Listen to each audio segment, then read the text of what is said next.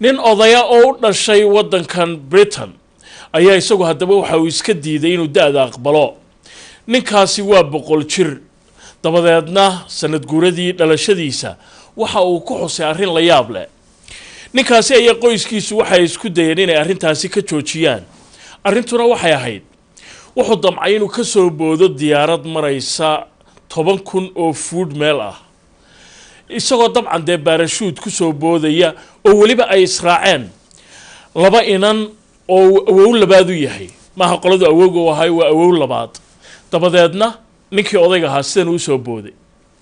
Now a centenarian, he's at 10,000 feet and ready to go. I said to them, I want to be the first out.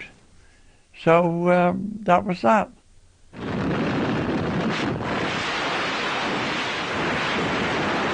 Free falling at 120 miles an hour.